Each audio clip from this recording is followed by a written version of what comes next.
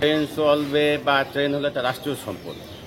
রাষ্ট্রীয় সম্পদ চলবে, আমরা যারা গরিব, যারা সাধারণ খেটে খাওয়া মানুষ বা নির্মবিত্ত, আমাদের জন্য এই ট্রেনগুলো চলবে, আমরা যাব।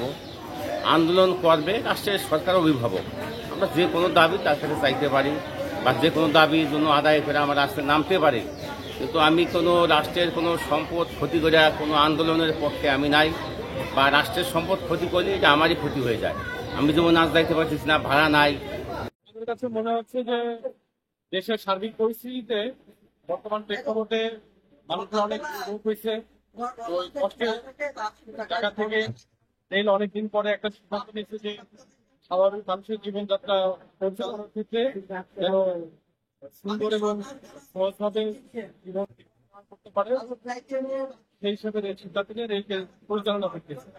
এবং আমরা সার্বিকভাবে চেষ্টা করতেছি রেলওয়ে সম্পদ রক্ষণাবেক্ষণ করা এবং যাত্রী সাধারণের যানবাহন নিরাপত্তা রক্ষার থেকে যতটুকু আপ্রাণভাবে চেষ্টা করাতে সেই দিক থেকে আমরা আমাদের নৈতিকতা দায়িত্ব পালন করছি। বাংলাদেশ রেলওয়ে ঊর্ধ্বতন কর্তৃপক্ষের নির্দেশনা এবং সার্বিক তত্ত্বাবধানে রাজবাড়ী থেকে সীমিত পরিসরে যে স্বল্প দূরত্বের ট্রেনগুলো রয়েছে সেগুলো আজ থেকে শুরু হয়েছে। সকাল 6:30-এ রাজবাড়ী থেকে রাজবাড়ী এক্সপ্রেস ট্রেনটি ভাঙার উদ্দেশ্যে ছেড়ে গেছে এবং 6:45-এ রাজবাড়ীর যে লোকাল ট্রেন রয়েছে গলন্দ ঘাটের উদ্দেশ্যে ছেড়ে গিয়েছে এবং এই গলন্দ ঘাট থেকে ছেড়ে এসে ট্রেনটি পোড়াদার উদ্দেশ্যে রাজবাড়ী থেকে ছেড়ে গিয়েছে।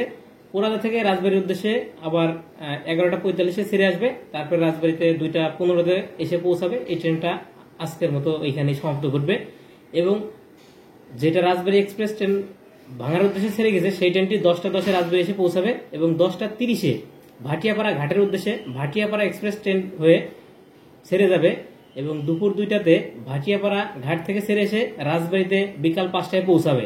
পৌঁছানোর পর এইখানেই ট্রেনটা সমাপ্ত ঘটবে। আপাতত যাত্রী সংখ্যা একটু কম মনে হচ্ছে, যেহেতু প্রায় দীর্ঘ 2 সপ্তাহ পর ট্রেনটি আবার চালু হয়েছে। আশা করা যায় খুব দ্রুতই যাত্রী এবং ট্রেনের ঐতিহ্য ফিরে পাবে এবং বাংলাদেশ রেলওয়ে ঊর্ধ্বতন কর্তৃপক্ষের সাথে সার্বক্ষণিক যোগাযোগের মাধ্যমে এবং রেল এবং যাত্রীদের নিরাপত্তা নিশ্চিত লক্ষ্যে আরএনবির সদস্য এবং জিআরপি পুলিশ সার্বক্ষণিক ট্রেনে অবস্থান করেছে।